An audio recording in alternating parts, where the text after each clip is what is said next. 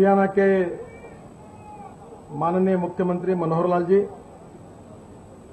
आदरणीय कृष्णपाल सिंह जी गुर्जर जी, राव नरवीर सिंह जी, कैप्टन अभिमन्यु जी, श्रीमती सीमा त्रिखा जी, विपुल गोयल, मूलचंद शर्मा जी, टेकचंद शर्मा जी, विमला चौधरी जी, संदीप जोशी, दीपक मंगला जी, जवाहर सिंह जी, गोपाल शर्मा जी, अजय गौड़ जी, सुरेश भट्ट जी और उपस्थित सभी भाई और बहनों,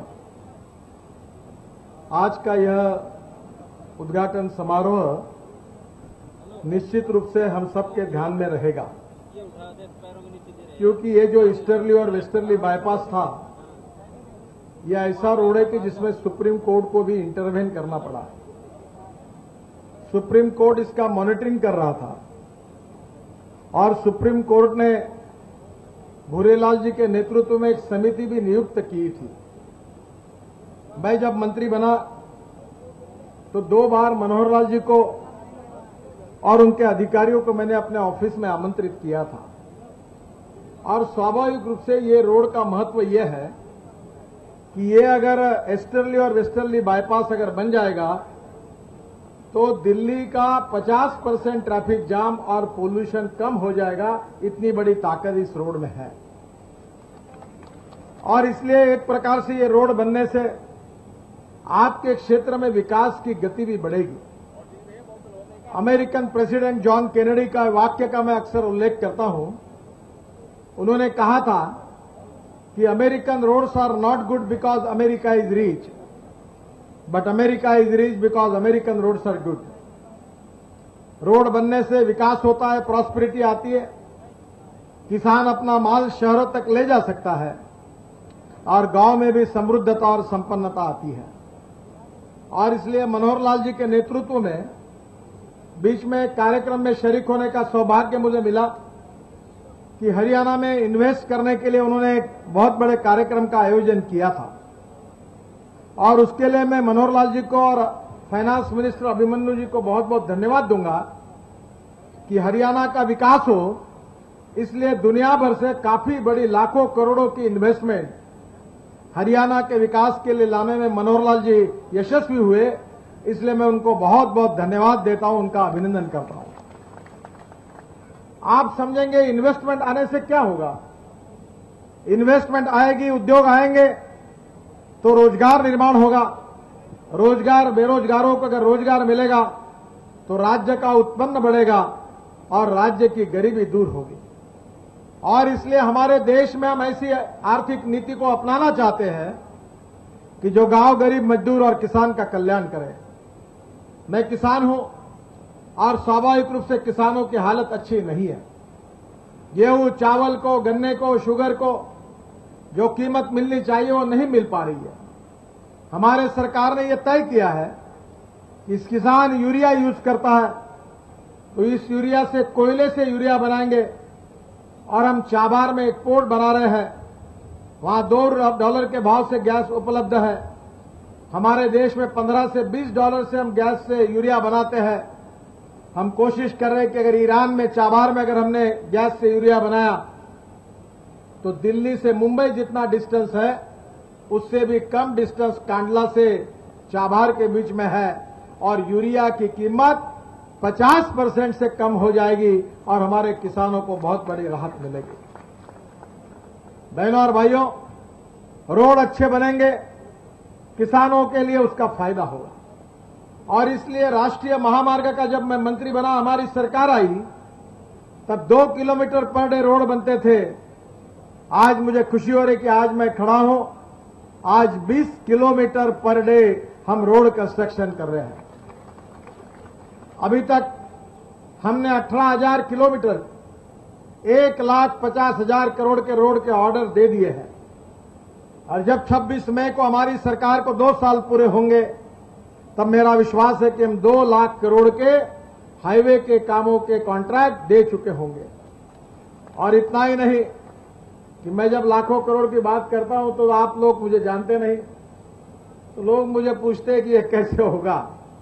तो मैं पत्रकार भाइयों को कहता हूं कि मेरी एक एक बात आपके डायरी में लिखवा लेना। मेरे 30 साल के राजनीति में जो बात मैंने कही और जो हुई नहीं, ऐसा कभी हुआ नहीं है। और इसलिए पैसे के कारण रोड नहीं बनते। विकास करने के लिए इच्छा शक्ति चाहिए, विकास की दृष्टि चाहिए। मैं जब महाराष्ट्र में मंत्री था तो मैंने सरकार से 10 करोड़ रुपए लिए, 8,000 करोड़ लोगों से खड़े किए और 2.5 साल में 10,000 करोड़ के काम किए। 1996-97 की बात कर रहा हूं। मुंबई पुणे एक्सप्रेस हाईवे, 55 उड्डान पुल और उस समुद्र में आप जो टीवी पर देखते हैं वर्ली बांद्रा सीलिंग प्रोजेक्ट, ये सब बनाने का सौभाग्य मुझे मिला और जनता के पैसे से काम भी हो गए और पैसे भी वापस हो गए। और इसलिए नरेंद्र मोदी जी के नेतृत्व में हमारे सरकार ने तय किया है कि हम देश के इंफ्रास्ट्रक्चर को सबसे ज्यादा प्रायोरिटी देंगे। और इसलिए मैं मनोहर लाल जी को और एक आह्वान करूंगा कि ये तो रोड आपने अभी उद्घाटन हुआ है, पर जो मानेसर कुंडली से मानेसर वाला रोड है उसके लिए भी मोदी जी ने मुझे कहा कि ये पूरा दिल्ली का रिंग रोड जो है, जो हरियाणा, उत्तर प्रदेश, दिल्ली सबको फायदा देने वाला है, ये 400 दिन में बनना चाहिए। मैंने उनको कहा ये मुश्किल काम है। उन्होंने कहा आप तो कभी मुश्किल की बातें संभव करके दिखा सकते हो, या ऐसा कैसा कहते हो? तो मैंने कहा कि मैं इसमें जरूर काम करूंगा। आज ही उन्होंने मुझे हवाई जहाज में बताया कि ये जो रोड हरियाणा सरकार बीओटी में बना रही है वो सीमेंट कंक्रीट का बनाना या बिटुमिन का बनाना, इसके ऊपर चर्चा हुई और उन्होंने एनएचआई से सलाह मांगी। यहां आने के पहले तुरंत मैंने एनएचआई में बात की है और कल आपको लेटर मिलेगा कि आप ये सीमेंट कंक्रीट का रोड बना सकते हैं, ताकि आपको इसकी कोई चिंता करने का कारण नहीं है। सीमेंट कंक्रीट का रोड बनने से 50 साल मेंटेनेंस की जरूरत नहीं है। मुंबई और पुणे एक्सप्रेस हाईवे पे कभी आप आओगे तो वो जब रोड कंक्रीट का बना है उसमें 160 किलोमीटर पर आवर के स्पीड से गाड़ी दौड़ती है। पानी का पेट में पानी भी नहीं हिलता। और इसलिए हम अच्छे रोड बनाना चाहते हैं, अच्छी क्वालिटी बनाना चाहते हैं। और इसलिए मैं विश्वास रखता हूं कि निश्चित रूप से ये सीमेंट कंक्रीट रोड का भी काम जल्दी शुरू हो जाएगा। वैसे ही मुझे मुख्यमंत्री जी ने मांग की थी कि द्वारका का जो हाईवे है उसको राष्ट्रीय महामार्ग करके घोषित किया जाए। दिल्ली सरकार का पत्र हमको मिला है, आपने मांग की है, पर उसका फॉर्मेलिटी करके पत्र अभी तक आया नहीं है। पर जैसे भी आएगा तुरंत इसको राष्ट्रीय महामार्ग घोषित करके इस कार्य की हम शुरुआत करेंगे, ये भी मैं आपको वचन देना चाहता हूं। हमारे पनवेल के सभी नेताओं ने मांग की कि पनवेल से जो नेशनल हाईवे जा रहा है इस पे 2 उड्डान पुल बन रहे हैं और 4 चौक आते हैं। अभी मनोहर लाल जी ने मुझे कहा है कि ये 2 ब्रिजेस के बजाय और 4 चौक है, ये देखते हुए ये शहर डिवाइड हो जाएगा। और इसलिए उन्होंने मुझे कहा है कि एक ही एलिवेटेड रोड पलवल में आप बनाइए, इस बात का उन्होंने अनुरोध किया है। उनकी बात को मैं पूरी तरह से स्वीकृति देकर पलवल में पूरी तरह से लॉन्ग एलिवेटेड रोड बनेगा, ये भी जाहिर करता हूं। कृष्णपाल सिंह गुर्जर जी ने हसनपुर पर यमुना पर एक पुल बनाने की बात कही है। उसको राष्ट्रीय महामार्ग बनाकर उत्तर प्रदेश को जोड़ने वाला यमुना के ऊपर जो पुल है, ये भी पुल हम लोग उसको मान्यता देंगे और जल्दी काम शुरू करेंगे, ये मैं उनको विश्वास देना चाहता हूं। डबवाली बाईपास की बात माननीय मुख्यमंत्री जी ने की है, वो भी वहां 4 नेशनल हाईवे आ रहे हैं। मैं निश्चित रूप से इसको भी पूरा कर दूंगा।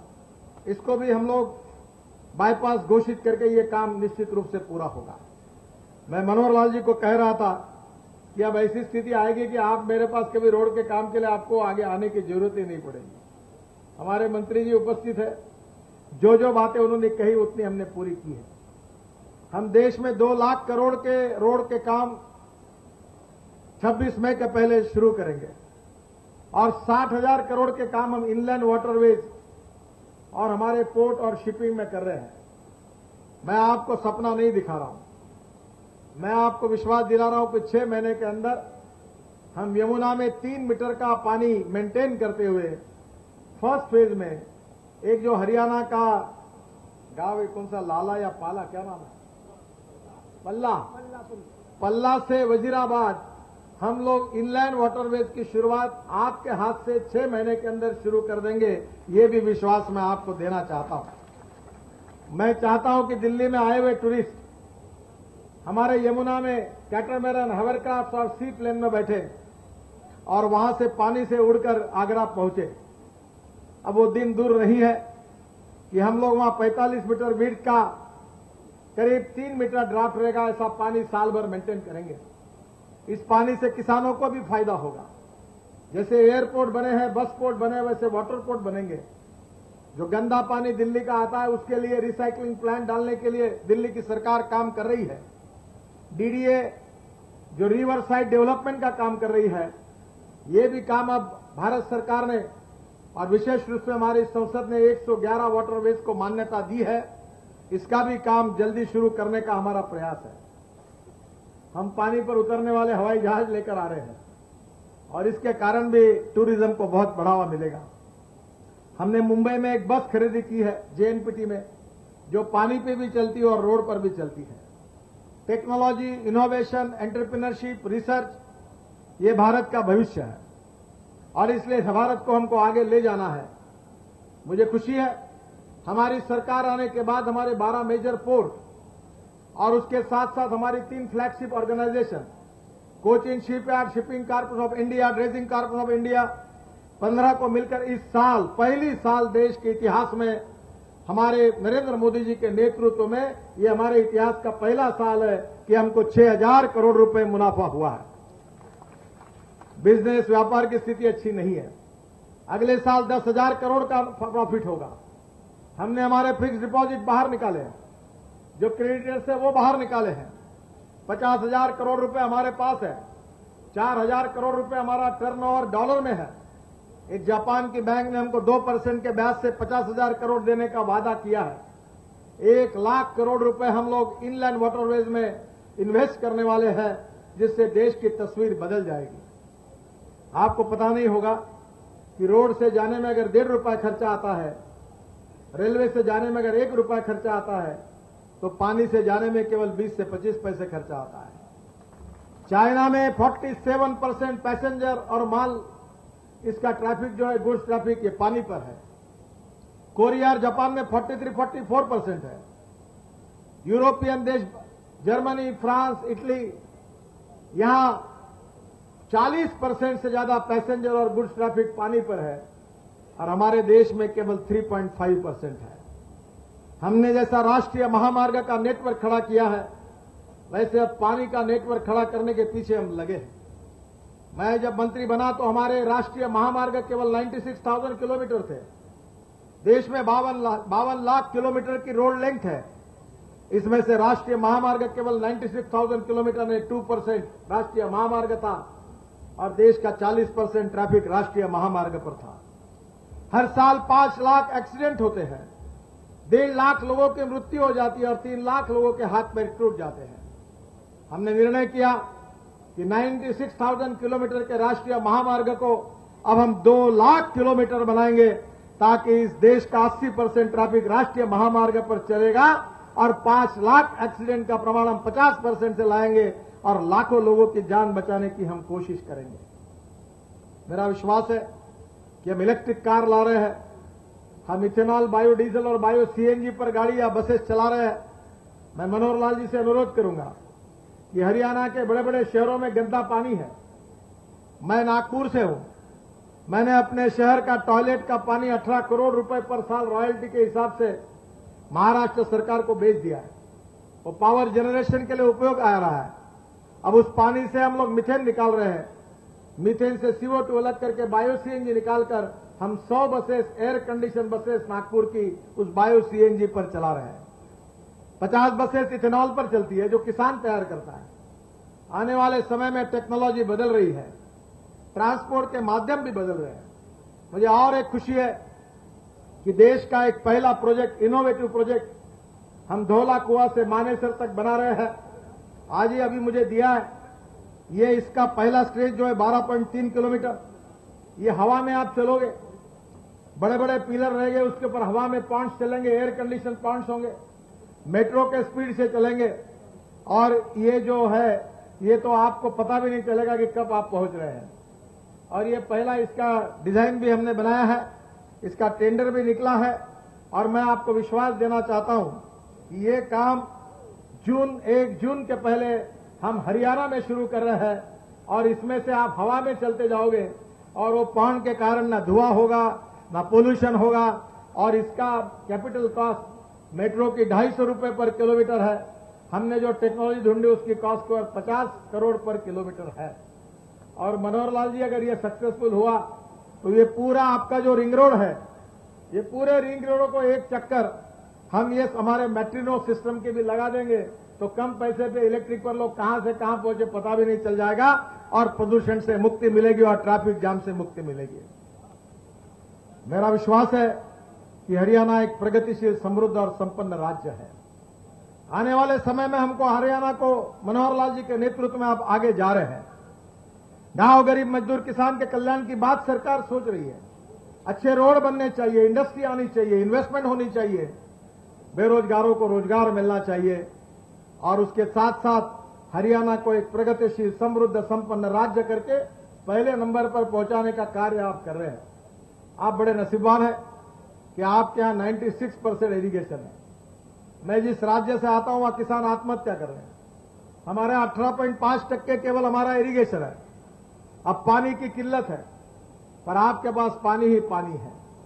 मेरा विश्वास है कि यहां किसान भी प्रगति और विकास की ओर जाएंगे, यहां का इंफ्रास्ट्रक्चर भी अच्छा बनेगा और उसके साथ साथ इंडस्ट्री भी आएगी, गरीबी दूर होगी, बेरोजगारों को रोजगार मिलेगा और पूरे देश में हरियाणा एक प्रगतिशील, समृद्ध, संपन्न, एक पहले क्रमांक पर एक विकसनशील राज्य के रूप में मनोहर लाल जी के नेतृत्व में हरियाणा कामयाब होगा, ये मेरा विश्वास है।